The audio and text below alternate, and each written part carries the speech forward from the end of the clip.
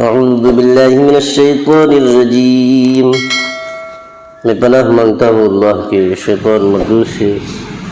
بسم اللہ الرحمن الرحیم، شروع کرتا ہوں اللہ کے نام سے جو بڑا مہربان نہایت رحم والا ہے۔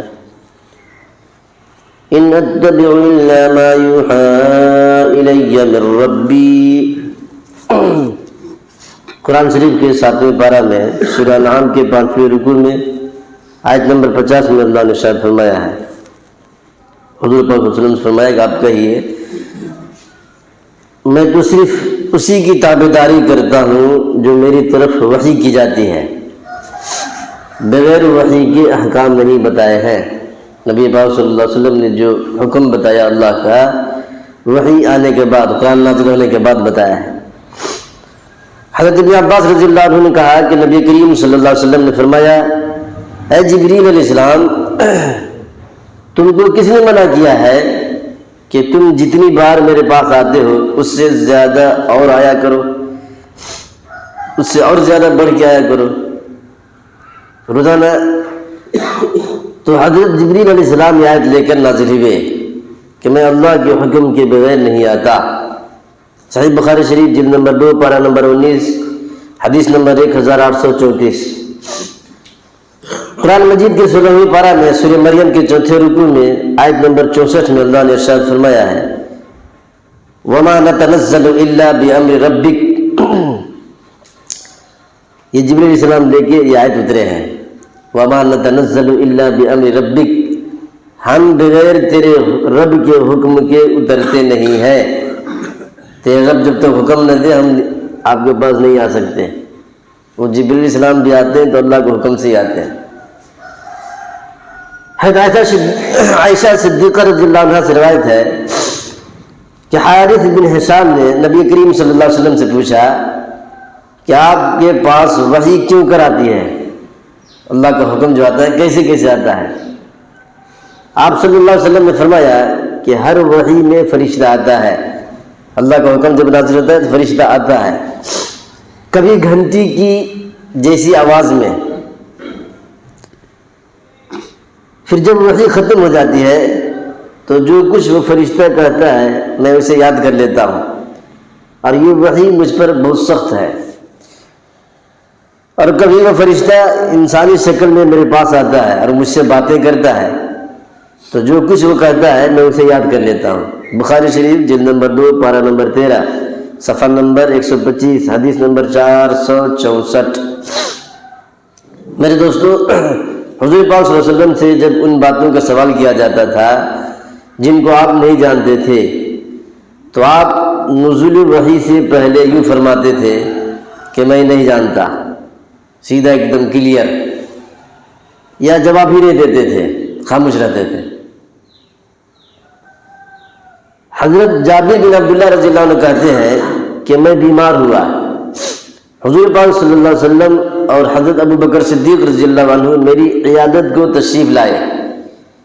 جب آپ صلی اللہ علیہ وسلم آئے تب میں بے ہوش تھا، بیماری ایسی تھی کہ بے ہوش تھا بیماری میں۔ حضور پاک صلی اللہ علیہ وسلم نے وضو کیا اور بچا ہوا پانی میرے اوپر چھڑکا، میں ہوش میں آ گیا اور میں نے عرض کیا، یا رسول اللہ صلی اللہ علیہ وسلم، میں اپنے مال میں آستی میں کیوں کر حکم لگاؤں اور اس کا کیا کروں؟ حضور پاک صلی اللہ علیہ وسلم نے مجھ کو کچھ جواب نہیں دیا، یہاں تک کہ آیت میراث آپ صلی اللہ علیہ وسلم پر نازل ہوئی۔ بخاری شریف جلد نمبر 3 پارہ نمبر 29 صفحہ نمبر 520 حدیث نمبر 2169۔ وراثت کا حکم جو ہے، باپ مر گیا تو اس کا روپیہ پیسہ زمین مکان میں کس کو کتنا حصہ دینا ہے وہ پوچھ رہے کہ کیسے بانٹیں، مرنے کو قریب دکھ رہا ہے۔ تو حضور پاک صلی اللہ علیہ وسلم کچھ جواب نہیں دیے، یہ نہیں کہ آتا نہیں تو فتویٰ دینا شروع کر دیے، پیغمبر ہیں وہ، پیغمبروں کے پیغمبر ہیں، اٹھ پٹانگ بکنا شروع نہیں کیے، خاموش رہے، کچھ جواب نہیں دیے۔ کچھ دیر کے بعد قرآن کی آیت نازل ہوئی، تب جا کے بتایا کہ ایسے ایسے کرو۔ ہم لوگوں کو کیا حال ہے؟ اللہ حفاظت فرمائے، علمان الحفیظ، کچھ نہیں آتا ہے، پیٹ پھاڑ کے اندر چیر کے نکالیں تو الف با بھی نہیں نکلے گا۔ اب فتویٰ اتنا بڑے بڑے دیتے ہیں کہ مولانا ہوگا، امام ہوگا، وہ بھی پریشان ہو جائے گا۔ پیغمبر ہیں، یہ پیغمبر ہے، ان نبیوں کے نبی ہیں جن کے صدقے میں دنیا بنی ہے، ان کا یہ عالم ہے۔ تو نہیں آتا ہے تو خاموش رہا کریں، اٹھ پٹانگ بکنے کی محنت نہ کریں۔ قرآن شریف کے 21ویں پارہ میں سورہ احزاب کے پہلے رکوع میں آیت نمبر 2 میں اللہ تعالیٰ ارشاد فرماتا ہے وَاتَّبِعْ مَا يُوحَىٰ إِلَيْكَ مِن رَبِّكَ إِنَّ اللَّهَ كَانَ بِمَا تَعْمَلُونَ خَبِيرًا، جو کچھ تیری جانب تیرے رب کی طرف سے وحی کی جاتی ہے اس کی تابع داری کرتا رہ، یقین مانو کہ اللہ تمہارے ہر ایک عمل سے باخبر ہے۔ حضور پاک صلی اللہ علیہ وسلم نے کسی کو کچھ بھی نہیں بتایا ہے جب تک اللہ تعالیٰ کی طرف سے وحی نہ آ جاتی، اس وقت تک شریعت کا کوئی حکم نہیں بتاتے تھے، اپنے سے کچھ نہیں بتایا ہے اور اللہ کے حکم سے بتایا ہے۔ اب جتنا حکم آیا ہے کچھ چھپایا بھی نہیں ہے، سب کے سب بتا دیا ہے۔ عابد کے لیے ایک معبود کا ہونا اور اس کی عبادت کے طریقوں کا معلوم ہونا ضروری ہے۔ ہم لوگ عابد ہیں، اللہ معبود ہے، عبادت کیسے کریں اس کا طریقہ معلوم ہونا ضروری ہے۔ لہذا حضور پاک صلی اللہ علیہ وسلم اور تمام مسلمان صرف اللہ ہی کی عبادت کرتے ہیں اور اسی طریقہ سے کرتے ہیں جو وحی کے ذریعہ معلوم ہو، اس لیے کہ اسلام اللہ کی خالص عبادت کا اور رسول اکرم صلی اللہ علیہ وسلم کی خاص رسالت مان لینے کا نام ہے۔ نہ تو اللہ تعالیٰ کی عبادت میں کوئی دوسرا شریک ہو سکتا ہے، اب نہ رسول اکرم صلی اللہ علیہ وسلم کی رسالت کے سوا کسی دوسرے طریقہ کو مانا جا سکتا ہے، یعنی اللہ کے سوا کوئی معبود نہیں اور محمد کے طریقے کے سوا کوئی طریقہ صحیح نہیں ہے۔ تفسیر ابن کثیر پارہ نمبر 30 صفحہ نمبر 115 سورہ کافرون کی تفسیر میں ہے۔ اللہ تعالیٰ ہم سب کو سمجھنے کی، عمل کرنے کی توفیق عطا فرما دے، آمین۔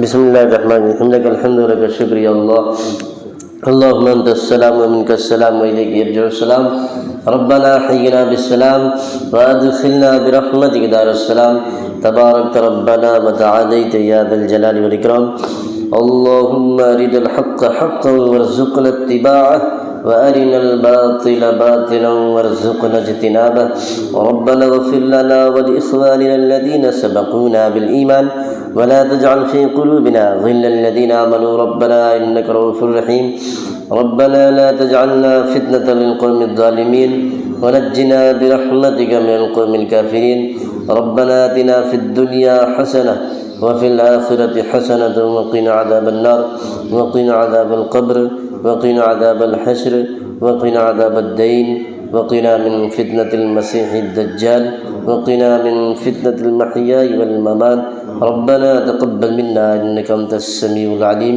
وتب علينا إنك أنت التواب الرحيم، جزا الله عنا محمدا معه آله صلى الله عليه وسلم، وصلى الله تعالى على خير خلقه محمد وآله وأصحابه وأزواجه وذرياته وأهل بيته أجمعين برحمتك يا أرحم الراحمين۔